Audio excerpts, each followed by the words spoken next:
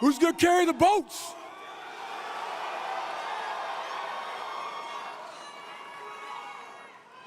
All right, so do you know why I demand that? Not for me. When I come out to every single audience, which you guys are one of the best ever. The reason why I demand that from the audience is because I know what darkness looks like. I know what it feels like to be alone with no motivation, no drive, no passion. And what has to come out of your fucking soul in the darkest of times is what you just did right there. So that's what I do. So people always, like, for the first 20-some years of my life, it was just darkness. But if you are able to get up every morning, have no passion, no drive, no motivation, no shit, and still get up with that kind of fire, you will be successful in life. I guarantee you that.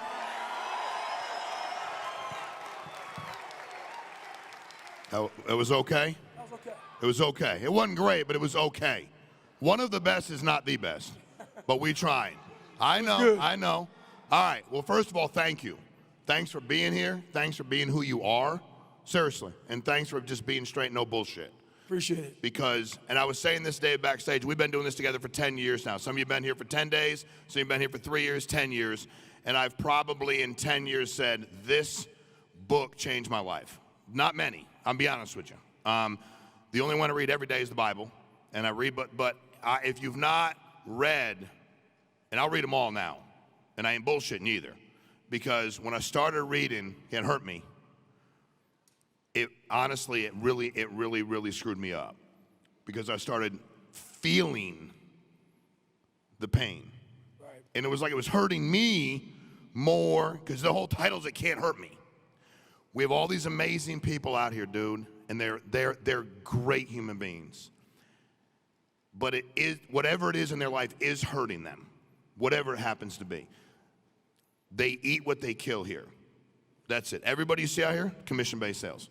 Every one of them. You've seen a bunch up on stage, killing it. They're great. But there's some right now, David, that are trying to figure out what to do tomorrow, next week, month. There's people out here right now, they ain't gonna raise their hands because you're here. They're excited, but they're thinking about quitting.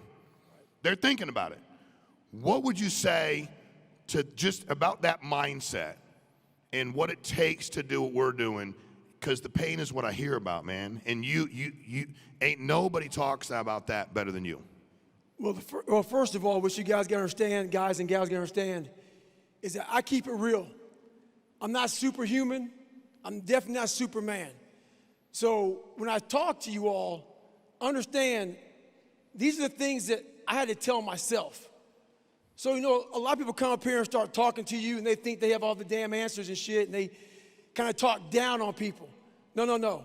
I know exactly what it feels like to be lost, to want to quit every day of your life. And that's kind of what created me. So on my bad days, that's where all this taking souls and shit comes from. So on my bad days, I had to imagine a false reality. So for me, for instance, I was 300 pounds. A lot of you guys know my backstory. And a black kid, I was the only 36th African-American Navy SEAL in over 80 years. So think about this, though. Think about how I wanted to quit. I was afraid of the water. My favorite meal was chocolate milkshakes with chocolate donuts. I didn't run, and I was afraid of the water, and I was 300 pounds. And I have a pipe dream of going to go be a Navy SEAL. Yeah, exactly. You should be laughing. Every morning I woke up, and I had less than 3 months to lose 106 pounds to get into the Navy. Every morning I woke up, I wanted to quit. During runs, I quit. During my diet, I quit. During swims, I quit. I quit every single day during this 2.5 months. But at the end of the day, what kept me going was I saw a video of 18 men graduating from Navy SEALs training. And all I thought about was, what if What if my black ass can be up there on that fucking stage one day and I can pull off this fucking miracle that no one saw? There wasn't no fucking social media. There wasn't no watch David Goggins lose 106 pounds in 2.5 months. There wasn't no, diet plan and shit. No, there was nothing. No one saw it. My mom, she's here in the audience right now. She saw it, and she's the only one that saw the transformation. But I knew it. I saw it. The whole accountability mirror that I talk about and Can't Hurt Me, every morning I woke up, I had a real conversation with that dirty mirror. And every day, the same answer came back to me. Do you want to be on your deathbed knowing that you could, but you didn't? And so every day I kept saying that. I kept saying that. And before I knew it, 2.5 months later, I lost the weight and I was going to Navy SEAL training. So, which it sounds so fucking crazy that you're afraid of water. Terrified of water, and decided, fuck it, I'm gonna join the SEALs. That's a good idea. The guy you talk about in your book, right? Because you were trying to figure out what to do. You had that whole medical issue, right? And then you went back. What did that guy see in you? Because that guy, right? That one was the one's like, here's what you got to do. Here's he saw something. What did he see in you at that time that you didn't see? I don't know if he saw anything. Okay. Basically, what he was doing for me was doing his job. Got it. No one else. So when I walked up to every recruiter, and there was a lot of them, and I would always go back to my mom's house upset, but every recruiter saw what they saw. And that's the thing you guys got to get from me right now. A lot of people see what they see. Maybe you're out of shape. Maybe you look lazy. Maybe you look slovenly. Maybe your outward appearance is not what it should be. No one saw what was inside of me. And that's the one thing I was afraid to pull this out, because who I was a afraid kid, but something always said, man, you got more in you. And what this guy did was just did his job. He looked at me. I said, I want to be a SEAL. He goes, you got to do this, this, this, and this. Every other recruiter was like, you're 300 fucking pounds, bro. Like you walking into my office with a chocolate milkshake. So I don't blame them, because what they saw, I would have said the same shit. But this one recruiter, Steven Saljo, I walked in, he goes, I'm gonna do my job. I don't think this kid's gonna make it. There's no way, but I'm gonna do my job.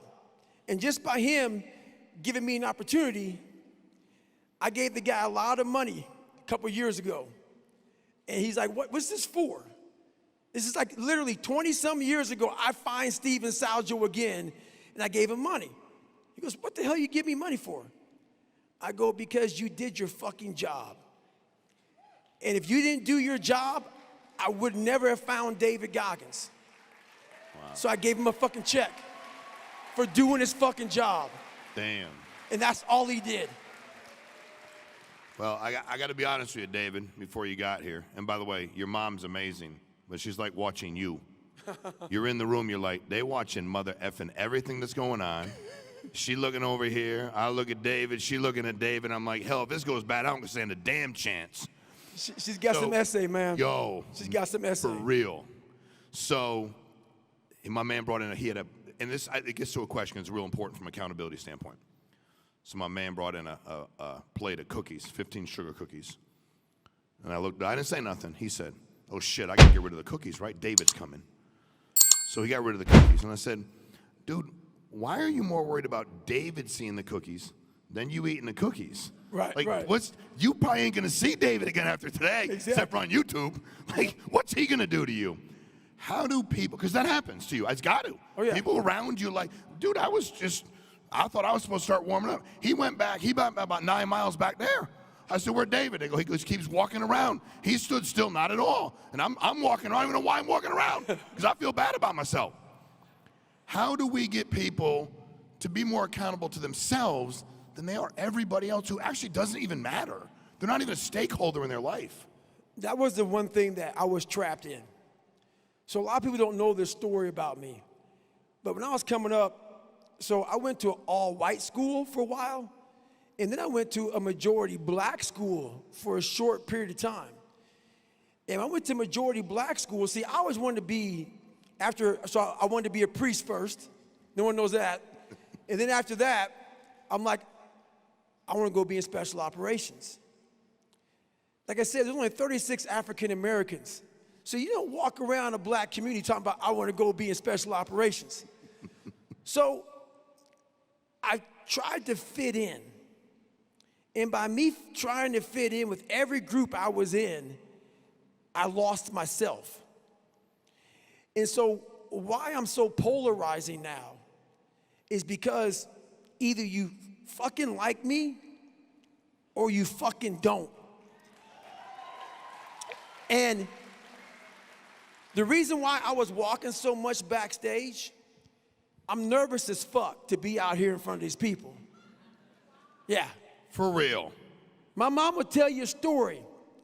When I was in elementary school, we moved from my dad's place where I got my ass beat. I had a lot of toxic stress.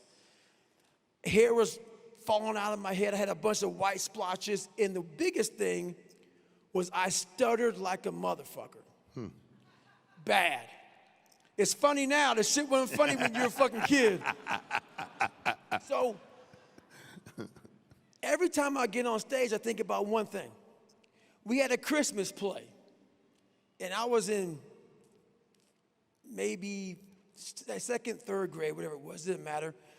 I was young, but I stuttered horribly bad. And I'll never forget, the teacher gave me the smallest line possible because she knew this could be a fucking train wreck. He may get up there and just act a fool. So I got up there and I acted a fool. And I just walked off fucking stage. I couldn't say shit. I just went up there and just started just doing my shit. Just started break dancing at the mouth. So I walk off, and every time I get on stage, I have to overcome that one feeling of looking out in the audience and everybody and saying, oh, shit. Because I didn't cuss when I said it in my mind. There was no cuss words up there, but when I said, so what happens is you have to gain this confidence because you lose yourself because you're always trying to hide from the stuttering or you're trying to hide from, I wasn't that smart. So I hid there. I hid because I was only a black person. I hid because I wanted to be a special, I was constantly hiding from these groups of people because I wanted to be accepted. And the more I hid, the more David Goggins became nothing. There was no David Goggins. I was you when I was around you. I was Mary around Mary. I was John around John. There was no David Goggins. And along this journey, when I started losing weight, and I had so many bad days in my life, so many bad days from growing up, even now. There wasn't nobody fucking there but David Goggins. God was there, but God said, hey, motherfucker, I'm testing you today. Then I'm gonna test you tomorrow. Then I'm gonna test you again. I'm gonna let you alone, man. Pray all the fuck you want. Pray. Get on your knees, boy, pray. I'm gonna still kick your ass. Yeah. So the more I realized this is my journey, and the more I realized, where's all my friends? They ain't fucking nowhere around. It was you. So you better figure out who the fuck you are on this journey. And those few people many people don't like you, so be it. But you first have to figure out you because a lot of people die with a lot of untapped potential because they're trying to be somebody that they're not. Yeah. So I was able to figure out my own potential by figuring out me. Dude, I was really prepared for you to be hardcore as shit, but you're fucking funny. Like, really funny. I didn't know that. I'm like, really funny. And I want to get to, because I was watching something you posted the other day, which I think was great, because what a lot of the men and women in here work with David is, you know, we call people up and sell them life insurance, and most of the people tend to get a pretty good grasp on that, right? Everybody's going to die. You need life insurance. You asked for it. Most people get pretty good grasp on that and are able to monetize it, make a living. And then they have a choice to build a business and actually help other people. And I actually didn't start hiring people because I thought about spread. I had friends that had no job. They were broke. And I'm like, yo, you should do this. They're like, why? I'm like, it's easy. Like, that was how I started building a business. But a lot of the men and women we have here are paralyzed. They want to talk about it. They want to post. They want to talk to their friends, their family. They want to post something on social media. But they're truly terrified. If we could polygraph everybody in here, 80% of them would blow up when we said, are you worried about what people think if you post and try to recruit? And you had posted something recently about how many people don't even follow you. Like, I didn't know that shit. Like, they don't even follow you, but they go on to comment. Like, they don't follow you. 23 million non-followers. 23 million people go on to talk shit, don't even follow you. They won't follow you. They don't want to see your content, but then they seek it out, see it, and then talk about it. How do you help everybody here truly, because I suck at a lot, but I'm like, a lot. And I'm like, dude, I really just don't care what anybody thinks at all. Like, if I come up here and do this interview and they're like, that was terrible. If you're like, dude, that was awful. I'm like, dude, I gave it everything I got. Like, I did the best I could and try to screw it up and give me feedback, I'll get better. How do we empower everybody in here? How do you empower everybody in here to just truly proceed, do whatever the hell they want with their business, ask everybody they run into? There's hundreds of millions of people in America. We're for our business, we're a good, big company, right? But none of that matters. We could be 10 times the size and still have too many people out there with no life insurance. How do we get these men and women to recruit people and not give a shit what anybody thinks or says about them? So I have a question for you all, but only one person can answer it. What is your biggest fear? Why are you paralyzed? What makes you nervous to just go out there and just be who you are and do what you have to do? I want to see one hand raised up to answer this question. You in the front. What is it? Past experience. So failures. Okay, that's the perfect answer. And we did not set this up. So everybody asked me, how the hell did I become successful when abused mindset, toxic stress, couldn't read and write, fat, name it, sickle cell. I can't even be in the military nowadays with sickle cell. How the hell did I become successful when I had no passion, no drive, no nothing? And I'm gonna answer your question about what are you afraid of, right? And you said failure. Everybody's afraid of failure. It's embarrassing as shit. So how do you think I became successful when I failed every day of my life until I succeeded, which took a long time? The first thing I did was all of you in this room want to be successful as hell. But the journey to success comes with a lot of what? Failure. So why the fuck don't you teach yourself, like I taught myself, is how to fail properly? It's not saying be a failure. When I was 300 pounds, people think, oh, you really thought you could be a Navy SEAL? No. I think I was gonna fucking lose the weight. But what it was how I was able to get over all the failure and all the embarrassment of failing was I told myself, you are gonna have to learn how to get up extremely fast because you are gonna have a million setbacks on this journey. And that's how I literally taught myself how to fail first. Because I knew that if I was afraid of failure, I would have never been able to be a Navy SEAL. I would have never been able to get to where I'm at today. So I went through, and I literally at 300 pounds, or 297 to be exact, I sat back and I visualized how this journey is gonna look. In the first several months was nothing but failure. So how am I gonna get up the next morning when I failed the day before? How am I gonna eat this meal when I failed and I got fries and a milkshake again when I was supposed to get grilled chicken and rice? So I went through and I taught myself how to fail.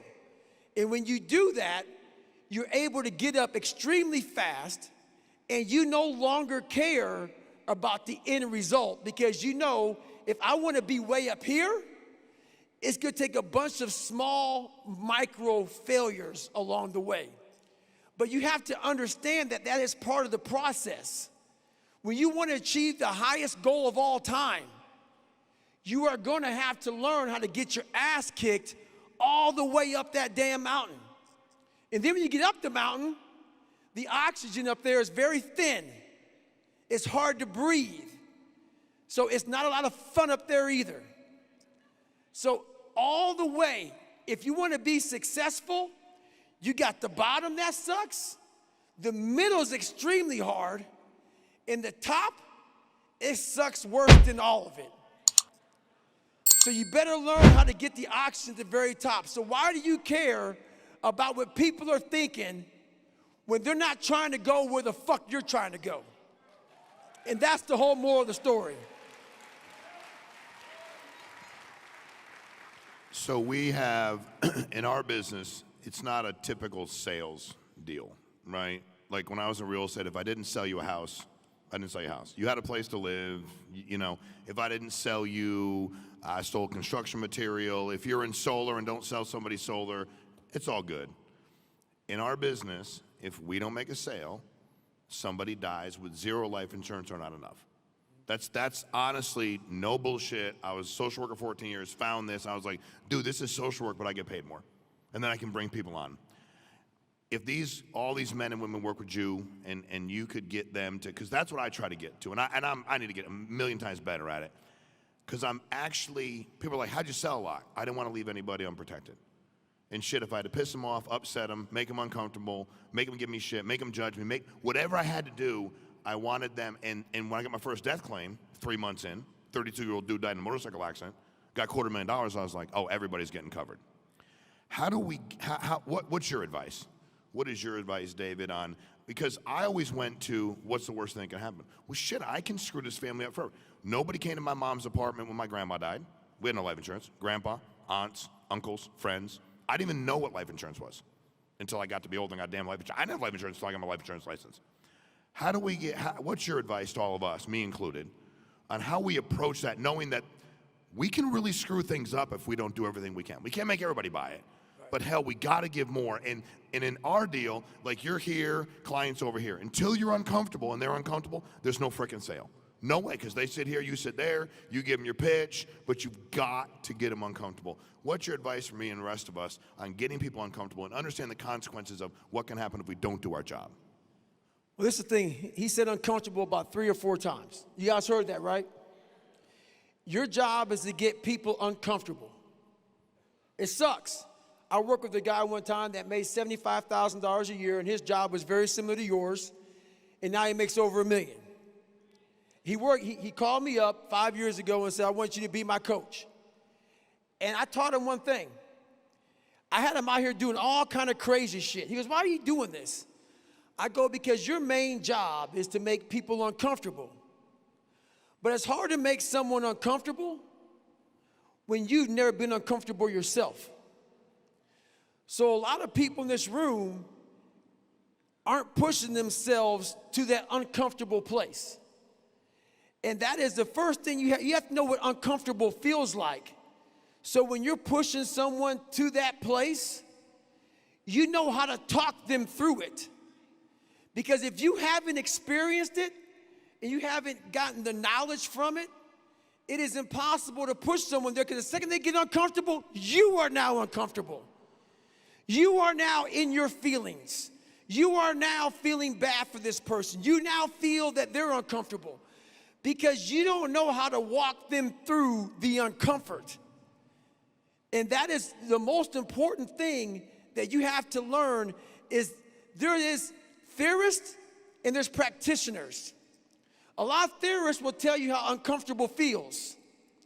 The practitioners are the ones that have experienced uncomfortable, and they know exactly the steps on how to get through being uncomfortable. So then you now have the science about it. So while you're talking to this individual and they're feeling uncomfortable, you know exactly how to break them down and find a way in to their heart so they come out with the insurance that they need in the long run. It's amazing. One of the other things we struggle a lot with is, and it might be the same with people that work out, competing, is, and I was talking to a guy earlier this morning, I said, what's your biggest issue? He said, I found a way to make money, And then he said to me, but I self-sabotage, which I think is bullshit, in my opinion. I think that's just a made-up, like it's an awesome way to let people off the hook. Oh, you just didn't do it. No, dude, you didn't do the work. You didn't wake up and go, I'm going to destroy it. All of a sudden, I'm not accountable. But the struggle has been for a lot of folks is, I didn't want to be on the hamster wheel for the next 60 years. When I got my life insurance license, what scared me the most was I was going to people's houses that were 75 years old, and they were broke as all shit. And I'm like, I don't ever want to outlive any money and be able to not support myself. The complacency that sets in. Because I was raised, if we had, and again, you got to figure out what your motivator is. Mine was never money, it was this. I don't know that I saw this or didn't see this, but I'm like, if these idiots, because I met them, if they can run a company, and I've met them, shit, I can do it too. But a lot of folks get here and money's their barometer. I have enough to live, so I'm good. Maybe the gentleman that you coach, maybe someone, I have enough to live, so I'm good. What's your advice on people actually realizing there's a hell of a lot more, and they'll do it. They'll come in here, and they'll work 60 hours a week, and then 40 hours a week, and then I got money. Then they go on vacation for 3 weeks. Right. And then they want to know what the problem is. And in our business, it's an advanced business, so the money can charge back. How do you help us understand to keep freaking going, especially when it feels good? Like it's getting good. How do we make it great or not go backwards? So a lot of you will not agree with this, which is fine. So don't take this literally, because don't ever cap this.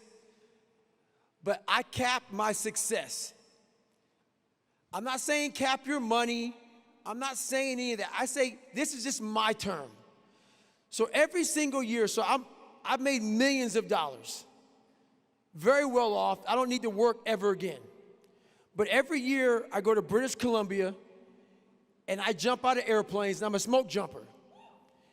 And I lose about $5 million a year to smoke jump for 4 to 5 months a year. And everybody goes, why the hell do you do that? Because on my journey, trying to get to where I'm in today, I found out that all the knowledge for me came at the bottom. And how I stay hungry is I literally go back to the bottom. I go back, I pick up a shovel, I pick up a Pulaski, someone's in charge of me, some 20-some-year-old kid. I'm damn near 50 fucking years old. I got some 20-year-old kids still digging in his nose and digging his ass in charge of me. But it humbles me because I want to be the best. And a lot of people in here, they might just be okay with just that money to live. And that's the thing that I realized a long time ago in my life, is there's some people I can't motivate. There's some people in this room that when I speak, they're rolling their eyes.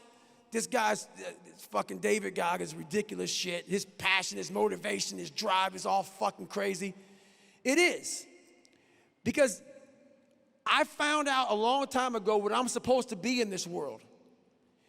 And that hunger is going to stay with me until I'm dead. You have to have that kind of want in your life. If you're fine with waking up every morning and having just enough to go on vacation and come back and you work again, that's good for you. But you're in this room for a fucking reason. And a lot of you in this room will leave this conference and you will go bust your ass. And you'll be motivated as hell because you heard somebody speak and the fire is built up. But guess what happens 4 months from now? There's a trend in every single job. They have a conference, they're kicking ass, and then it's like, oh, fuck, I don't have any more motivation. Man, I was killing it last 4 months. What the fuck happened? This conference took you and elevated you to the next fucking level. But then the real you came out. The real you might be unmotivated, might have no determination, no passion, no drive. But like I said, why the fuck did I have you all yell at the top of your lungs when I came out? Because on those dark days, you still have to find more. And if you don't want to find more for yourself, look to your left and look to your right. If you got a mom, a dad, a wife, a husband, kids, make sure you may be fine with that little bit of money you have and you're good, Try to make generational fucking wealth. Amen. If you're good, be that person when a fucking fire happens in a room like this. I guarantee most of you motherfuckers can look at me. Where's Goggins going? I'm gonna follow that motherfucker. You wanna be that motherfucker for your family. That when all hell breaks loose, they know that even though you're good by yourself, you got a family to take care of, and you have made enough for them that if they fall on their fucking ass, you can pick them up. So there's a lot of things out there that should keep you going in life, and if that's not enough, you need to go look at that dirty mirror again and see why you're really doing it for. Wow. So when you listen, and I'm 10 years, I've been doing this 15. 10 years, I've been doing, we do these meetings, and this is the first time. First of all, I've been sober 23 years, but sitting next, thank you, but sitting next to you is the closest I've felt to being back smoking crack and sniffing cocaine. And I'm just being honest, I'm not lying, I'm being honest, sorry, I'm honest. I feel like we're getting ready, I'm too old, I'm 51, but I feel like we're getting ready to take the football field, and I just played around with an 8-ball, and I'm ready to go, and we're gonna kill somebody. Like, that's how I actually feel, which means the shit's contagious. And I've never met anybody that I've sat next to, I met a lot of smarter people, but I ain't met nobody that had more energy than me. And I'm like, he's straight as shit, he's sober. It's contagious. Yeah. But I love what you said, be that for your family, right? Because when people come up and go, my dad, I was talking to Sean, his kid, Sean Jr., he's like, I'm like, no, your dad's it, dude. Like, your dad has his own business. I ain't your dad's boss. Everybody's independent.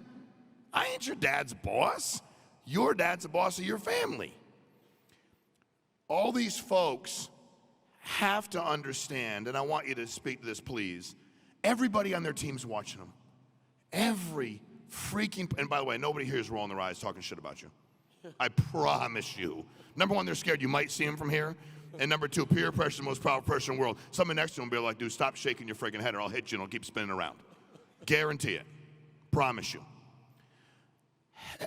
Talk to us about that, because that's what kills me. I had a guy tell me one day, he goes, you know why that guy's team don't grow? I go, no. He goes, dumps his shit downhill. He has a bad day, he dumps it on everybody, and he paralyzes them. Everybody, and I watch these people, watch them. They're watching their moves.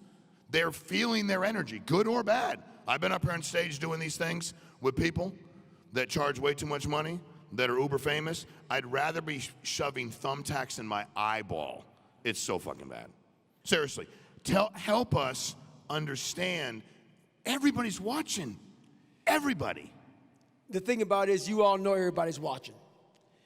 And this is the thing. So have you guys heard of my thing called Taking Souls? Yeah. Okay. For those of you who haven't, I'm gonna give you a short story. So everybody's watching.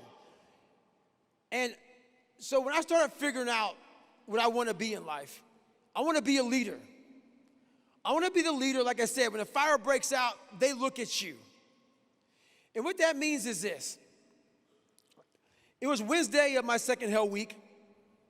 We had been up the whole time, hadn't gotten any sleep. And so there's about 3 boat crews left, which means there's not many people left. Like over, 80, 90 people are quit. We're down to just 3 boat crews. So we go into the med check, and they go in, they check us out. Everybody is hypothermic. Everybody's all jacked up. And Wednesday, you're a zombie. That's what the pass down. So the pass down is through years. They tell you on Wednesday you're a zombie. You're walking around like this because you don't want your clothes to touch you because you're soaking wet. You just got out of the ocean and you're just pissing on yourself to get warm. So you like that, didn't you? So basically what happens is you go to med check. They have these egg crates. The egg crates have your nice dry clothes in them, but what happens is the instructors are there fucking putting water in them. So those dry clothes are now fucking wet. And all the students are just like poopy pants, like fuck. I gotta put these fucking wet clothes on, and they're putting them on slow, and the instructors are yelling. But now, the instructors know that they're zombies, because the instructors were zombies on Wednesday, so they're giving us a little bit of leash. This goes somewhere, so let's work with me for a second. So we got 3 boats. Boat crew 1, boat crew 2, and the Smurf crew. The Smurf crew has a Smurf on the front of the boat because they're the shortest guys in the class. Smurf crew. So boat crew 1, they're the tallest guys. Boat crew 2, the second tallest guys, and so on and so forth. There's only 3 boat crews up here. So everybody gets under their boat, and they're standing there with the boat on top of their head, and everybody's doing this shit. To answer your question, I look back, I am fucked up. My feet, my hands, my neck, my whole body's just messed up. And I'm looking at, like everything's slowed down. I'm looking at all these people under these boats, and they're just sitting there jackhammering, and heads are down, and the motivation is gone. And I said, David, this is exactly where you wanted to. This is your time. This is your time. You're amongst the baddest motherfuckers in the world right now. And everybody's fucked up. This is my internal dialogue right now. What are you gonna fucking do, man? This is your shot, man. This is your fucking shot. I'm in the front of the boat crew. The front of the boat is the heaviest part of the boat. I'm looking at my boat crew and they're all just fucking, I want this to end. But it's not gonna end until Friday. We got 2 more fucking days of this shit. So I'm like in the front of the boat, I'm like, you know what, man? So the instructors are at boat crew 1, they're saying, all right, motherfuckers, pick the boat up. And we've been picking this boat up now forever, but now for some reason, no one can pick the fucking boat up. So here they are. And it's going back to their head. So I'm looking at I go, okay, look, guys. So I turn around my boat crew. There's 5 guys behind me. I said, look, motherfuckers, don't be a fucking punk today. I want you to look at these fucking instructors because they were where we were years ago, under these boats. And I want them to think about, they'd never seen a boat crew like boat crew 2. We're gonna fucking take their motherfucking souls today. So I start to juice these and so we get juiced up. False motivation becomes what? Real motivation. So now they're starting to feel the juice. So the instructors come by, all right, boat crew 2, but right now, boat crew 2 has said, fuck it. We're gonna pick the boat up before you tell us to pick the boat up. So the boat's up. Now we're starting to boat press it. And all we're saying is you can't hurt boat crew 2. And now our boat crew puts the boat down. They let us put the boat down because we showed something that no one else had. So by us putting out more, we got a chance to rest. So as we're resting, I turn around to our boat crew. It says, all these fucking instructors, I want to make sure from Wednesday to Friday, they cannot sleep with their fucking wives because they're thinking about boat crew 2.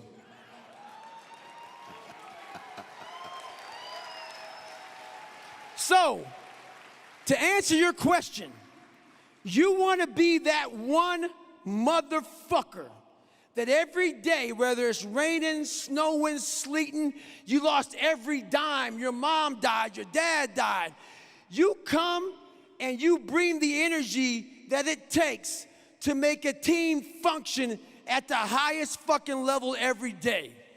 And that's the person you want to be every day of your life. Wow.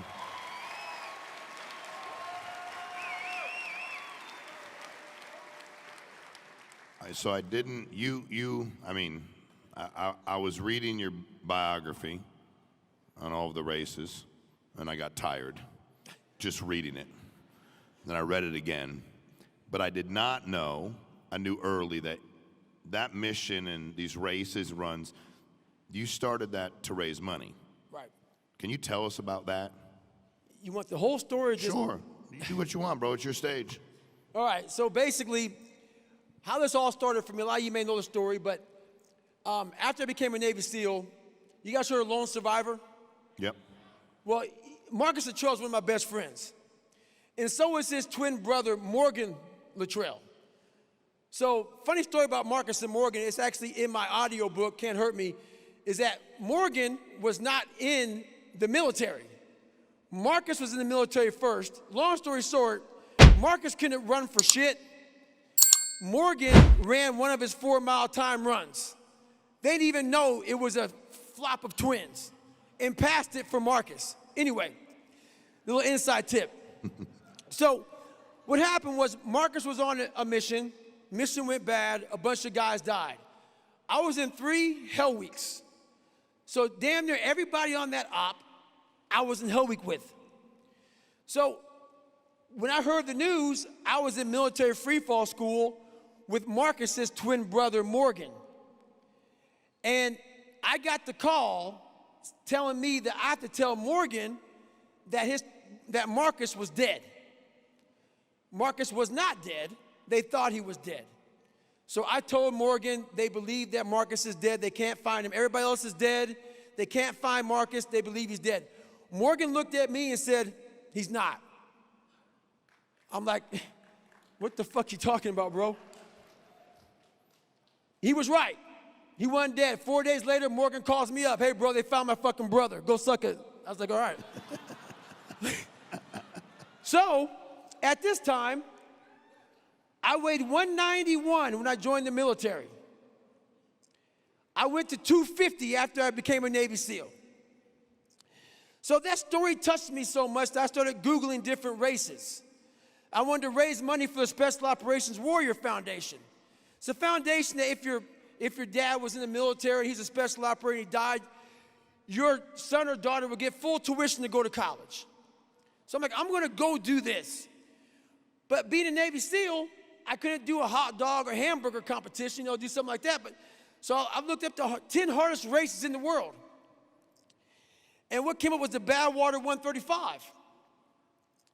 And me not being an ultra runner, my workout was literally, I hit the weights every day, and Sunday, I did the elliptical trainer for 20 fucking minutes.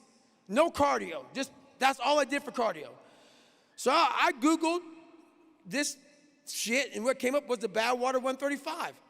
So I called the race director up and said, hey man, I want to do this race to raise money for this foundation. He goes, are you an ultra runner? I was like, what is that? He's like, do you run 100-mile races? Or I go, 100-mile races? I didn't even know this shit even existed. So long story short, he goes, look, man, you got to run 100 miles in 24 hours or less to get into the Badwater.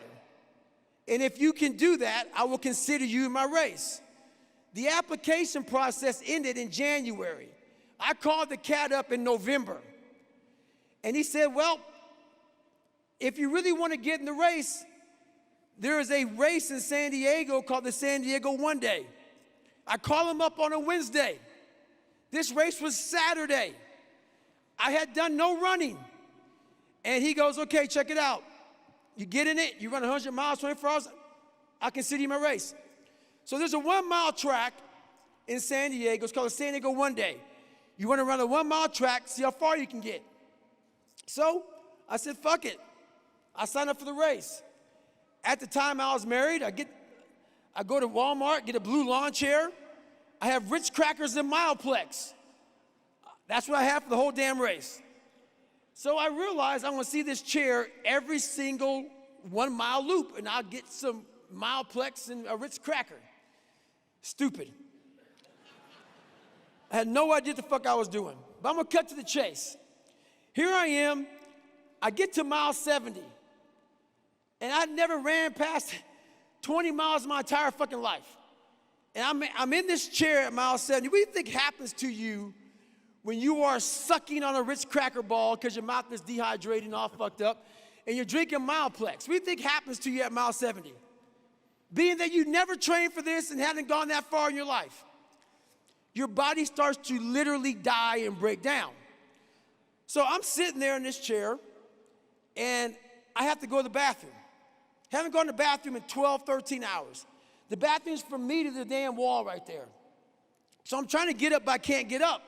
My blood pressure's all messed up. And I look over, and I look at my ex-wife. I'm like, hey, I'm gonna take a shit on myself right now. Because I can't get up, because my blood pressure's all fucked up. And I'm dizzy as shit. So I'm sitting there shitting up my back and peeing blood down my leg.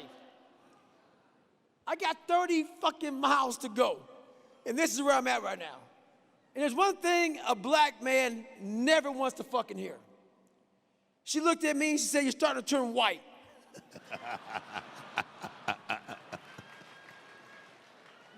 It's a fucking long day. So I'm sitting there, I'm looking at her, and this is where the 40% rule came from. So I'm trying to raise this money, and I'm all jacked up. So in life, you guys are gonna come to a point in your life, maybe not quite this fucked up, but where you don't wanna go on anymore. So what I do is I quit. I don't really quit. I let my mind know that we're gonna fucking bag it for today. 70 miles in, I'm good.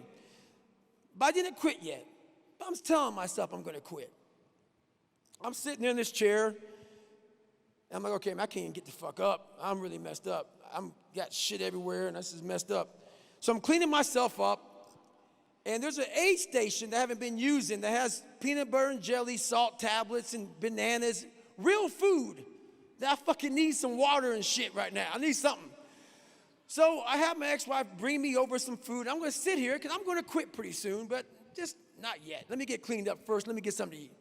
What this does to your mind is it takes pressure off of your brain for a second. 30 more fucking miles you don't want to think about when you got shit up your back. So I'm sitting there and I'm eating some food. And I'm like, okay, man, my blood pressure's a little bit better. I'm gonna walk to the car. But before I walk to the car, it'd be pretty badass if I can walk 1 mile. And then I'll quit. I walked a mile. Long story short, that 1 mile became 30 fucking miles.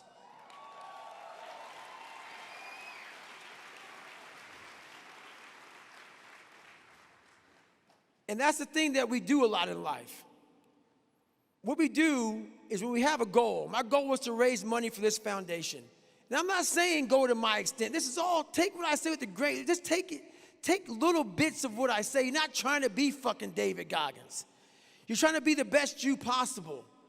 But that requires knowing how to take mental breaks when shit gets hard. It's not quitting. Just take a fucking break for a second and get your breath. Because your mind is panicked. You're sporadic. It's called a 1-second decision. I saw so many people who could have graduated Navy SEAL training, but they get in that fucking cold water during Hell Week. Think about Hell Week. Hell Week is 5 days, 130 hours of continuous training. You might get 2 hours of sleep, but you go through 3 to 5 weeks of training before you get to Hell Week. So all Hell Week is no sleep. It's the same shit you were doing. Nothing different. But your mind spazzes the fuck out hour 1 when they put you in that cold water that you've been in 1,000 times. You get in that cold water and you freak out. You don't remember that I've been in this water before 1,000 times. You don't remember I've done this shit before. So in that 1-second decision, your mind can't process 130 hours. It's too much. So you quit. And once you quit, you take that warm shower. And guess what happens? You have regret. So you have to learn how to manage that 1-second decision. And what that is this. If you do 130 hours, every second you have to win. If you lose 1 fucking second of that 130 hours, you will not be a Navy SEAL. In life, it's the same way. If you lose 1 second, not take a break, if you make a bad decision and just hang it up in that 1 second, you will fucking regret it. You must win every second. You must be in control of your life every second of your life, or you will lose. So that's the biggest thing. Never forget your goals. Many dreams die while suffering. Don't be one of those people whose dreams die while you're suffering. Learn to manage your mind. Wow. Unbelievable. All right, we're wrapping up. I need your help with something. We wrap up here after you. You close it out. We have a dinner break. We got an award ceremony. We give out, we got 5,000 people. We probably got 500 people who start to get awards. They'll be here. They're getting awards. The best thing that anybody ever did to me when I got in the insurance business, the guy made me go to the award ceremony. I've been there for 4 months. I said, I've been here 4 months. He said, I want you to go to the ceremony. I want you to see the people get the awards. And I want you to realize that if they can do it, shit, you definitely can do it. I want you to sit in your chair and think about what it feel like when you go achieve it. I went like he told me to, and I watched, and I was like, the dude just tripped over the stairs. The dude went the wrong way. The number one guy talked about himself for 45 minutes. And the dude said, I'll never do that when I take that award next year because that was really egotistical. Can you help me speak life into the people that are thinking about going and getting dinner, going and getting drunk, going to watch a game, and convincing them that coming back here is a great decision for their family?